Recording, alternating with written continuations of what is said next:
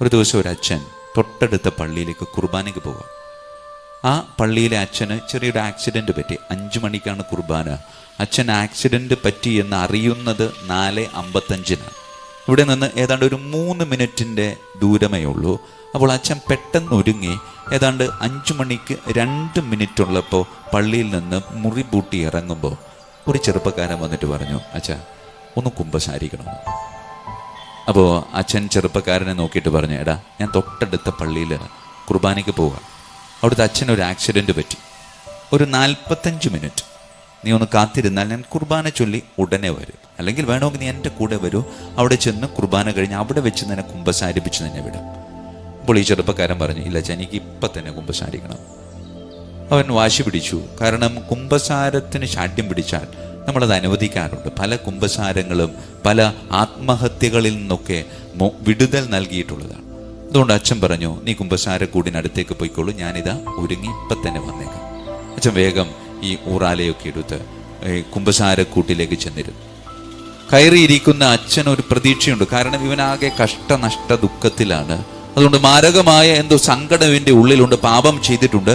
അതുകൊണ്ട് മാരകമായ പാപങ്ങൾ ഇങ്ങനെ സ്വീകരിക്കാൻ വേണ്ടി ഒരുങ്ങി ഈ അച്ഛൻ കുമ്പസാരക്കൂട്ടിലിരിക്കുമ്പോൾ ഈ ചെറുപ്പക്കാരൻ വളരെ നിസ്സാരമായ പാപങ്ങൾ പറഞ്ഞ് കുമ്പസാരിച്ച് പാപമോചനം യാചിച്ച് നിൽക്കാം.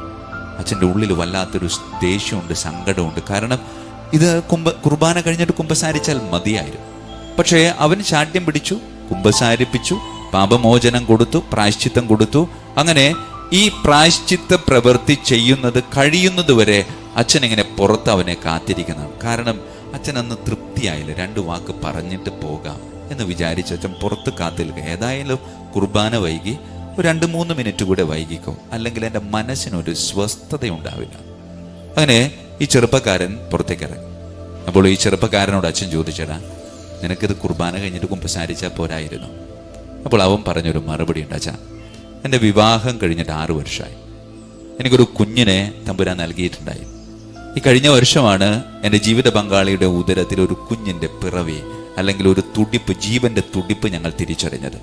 അതിങ്ങനെ വളർന്ന് വലുതായിക്കൊണ്ടിരിക്കുക. അവൾ ആശുപത്രിയിലാണ്, പ്രസവ സംബന്ധമായി. കുറച്ചു നേരം മുമ്പ് എൻ്റെ അമ്മ എന്നെ വിളിച്ചിരുന്നു. എന്നിട്ട് പറഞ്ഞു, എടാ നീ ഒരപ്പനായിരുന്നു, ഞാൻ എൻ്റെ കുഞ്ഞിനെ കാണാൻ പോവാണ് അച്ഛാ. ദൈവം നൽകിയ വലിയൊരു സമ്മാനമാണ്. ആ കുഞ്ഞിനെ ഈ കയ്യിലേക്ക് എടുക്കുമ്പോൾ പാപത്തിൻ്റെ ഒരു കണിക പോലും ഉണ്ടാകരുന്നൊരു നിർബന്ധം എനിക്കുണ്ടായിരുന്നു.